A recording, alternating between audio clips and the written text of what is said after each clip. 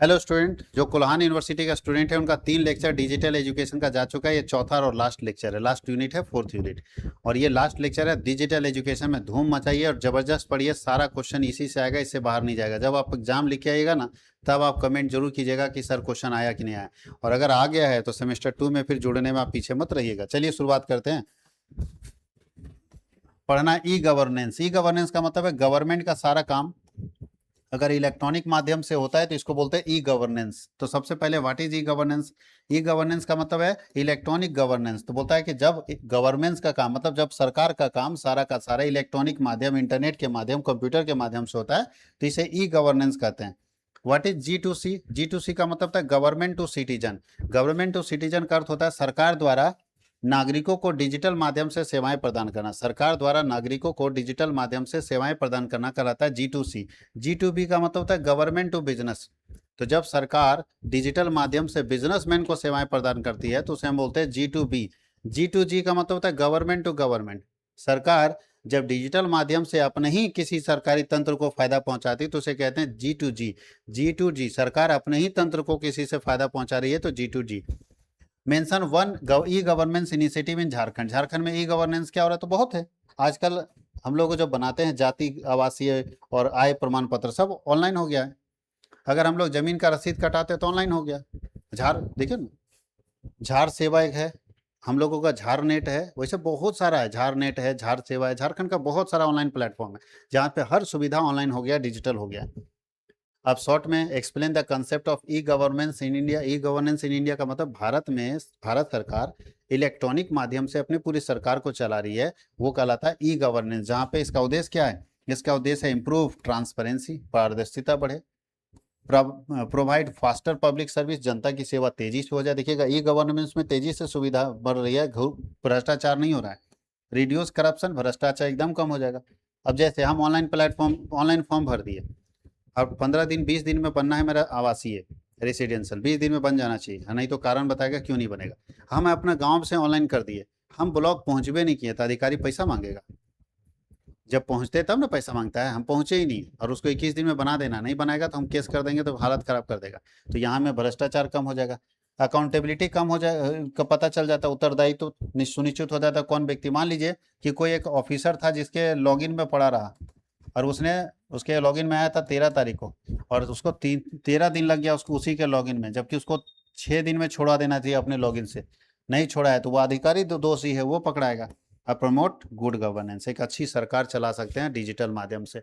Discuss the different types of e governance. E governance के अलग अलग टाइप कौन कौन से है? तो पहला G2C गवर्नमेंट टू सिटीजन, दूसरा G2B गवर्नमेंट टू बिजनेस, फिर G2G गवर्नमेंट टू गवर्नमेंट और G2E का मतलब गवर्नमेंट टू एम्प्लॉई। ऐसे बहुत सारे वेबसाइट सरकार ने बना रखा है जिसके जरिए वो चला रहे हैं। अब देखिए explain G2C, G2B, G2G, G2E explain है। सबसे पहले गवर्नमेंट टू सिटीजन, जिसमें सरकार जनता को डायरेक्ट सेवाएं प्रदान करती है, जिसके अंदर ऑनलाइन बर्थ सर्टिफिकेट बनने का सिस्टम, आधार सर्विस हो गया, पासपोर्ट सेवा हो गया, ये सब G2 जो है सी है।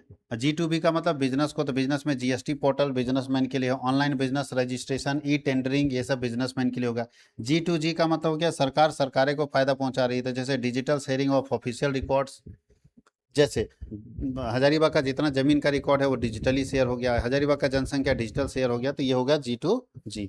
और लास्ट है G2E का मतलब है गवर्नमेंट टू एम्प्लॉई, जहाँ पे ऑनलाइन सैलरी स्लिप सरकार देती है, लीव इन मैनेजमेंट सिस्टम दी है, पेंशन सर्विसेज दी है, ये गवर्नमेंट ऑप्शन दे रही है G2E के अंदर। Discuss the importance of e governance in public administration, बोलता है कि लोक प्रशासन में ई गवर्नेंस के महत्व की चर्चा कीजिए। तो लोक प्रशासन में ई गवर्नेंस का क्या महत्व है? तो पहला ध्यान रखिएगा, इम्प्रूव ट्रांसपेरेंसी इन एडमिनिस्ट्रेशन, प्रशासन में पारदर्शिता बढ़ाता है, भ्रष्टाचार को कम करता है, लोक सेवाओं का त्वरित विवरण सुनिश्चित करता है, समय एवं प्रशासनिक लागत की बचत करता है, कार्यकुशलता एवं उत्तरदायित्व को बढ़ाता है, नागरिकों के साथ बेहतर संवाद स्थापित करता है, सुशासन को बढ़ावा देता है। इतने सारे फायदे होंगे, इतने सारे फायदे हैं ई गवर्नेंस के। अब देखिए explain the status of e governance in Jharkhand. Jharkhand में ई गवर्नेंस का क्या स्टेटस है? तो पहला स्टेटस है, बोलता है झारखंड में ई गवर्नेंस का क्या इनिशिएटिव लिया, क्या सरकार की है? तो देख लीजिए, झारखंड सरकार ई गवर्नेंस के लिए झार सेवा पोर्टल खोली है, जहां पे ऑनलाइन होता है सिटीजन और सर्विसेज के लिए। दूसरा, ऑनलाइन लैंड रिकॉर्ड, भूमि का ऑनलाइन रिकॉर्ड हो गया। तीसरा, online caste certificate, income certificate, residence certificate बन जाता है। चौथा, डिजिटल ग्रीवांसेस रिड्रेसल सर्विसेज है। पांचवा, ऑनलाइन स्कॉलरशिप और वेलफेयर स्कीम है सरकार का। तो सरकार भी डिजिटली लोगों को बहुत सारी सेवाएं दे रही है। तो झारखंड के सरकार कौन कौन से मेजर इनिशिएटिव ले रखी है झारखंड के लोगों को ऑनलाइन सेवाएं देने के लिए, उसके बारे में चर्चा था। अब हम लोगों का लॉन्ग आंसर टाइप क्वेश्चन इसमें आ गया, और हम लोग लॉन्ग पढ़ाते नहीं है, वेरी शॉर्ट को मिला देंगे तो लॉन्ग बनेगा। आप पढ़ना चाहते हैं तो पीडीएफ लेके आराम से पढ़िए और बेहतर एग्जाम लिखिए, ठीक है। तो हम लोग इंतजार करेंगे कि आप पीडीएफ लेके आराम से पढ़िए। और ये पूरा कंप्लीट हो गया। इसके बाद जो आप लोगों का एग्जाम होने वाला है, क्योंकि ये एग्जाम था 23 तारीख को है, डिजिटल एजुकेशन का एग्जाम 23 को है। 24 को अंडरस्टैंडिंग ऑफ इंडिया का एग्जाम, ध्यान रखिएगा 24 को अंडरस्टैंडिंग ऑफ इंडिया का एग्जाम है। तो हम लोग अंडरस्टैंडिंग ऑफ इंडिया का भी क्वेश्चन आंसर आपको भेज देंगे। 25 को एग्जाम है, फिर 25 को भी अंडरस्टैंडिंग ऑफ इंडिया का एग्जाम है।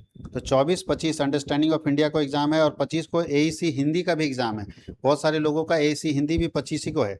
और 27 को फिर एग्जाम है हिंदी का, तो कोई दिक्कत नहीं। 27 को आपके एग्जाम से पहले ही क्वेश्चन आंसर पहुंच जाएंगे, ठीक है। आपके एग्जाम से पहले ही सारे क्वेश्चन आंसर पहुंच जाएंगे, तय मानिएगा। एक दिन पहले भी पहुंचेगा, लेकिन पहुंचेगा। तो आप अपना बस इस चैनल को सब्सक्राइब करके रखिएगा और इंतजार कीजिएगा, सारा वीडियो पहुंचेगा। चाहे वो एसईसी तो हो गया पूरा कंप्लीट, वीएसी का, आईकेएस का और एईसी का पूरा कंप्लीट अभी आपके पास जाएगा। जस्ट इसके बाद हम लोग वीएसी का देने वाले हैं। वीएसी का जस्ट अगले दिन है, तो वीएसी का देने वाले हैं यार, है ना। अंडरस्टैंडिंग ऑफ इंडिया का हम लोग सेट देने वाले हैं, और सारे लोगों के लिए VSC paper understanding of India. तो धूम मचाइए, इस यूनिवर्सिटी में सबसे ज़्यादा व्यूज आना चाहिए, तब हम लोगों को अगला वीडियो बनाने में मजा आएगा। तो अगले दिन हम लोग अगले वीडियो के साथ आपके पास रहेंगे। बहुत बहुत धन्यवाद।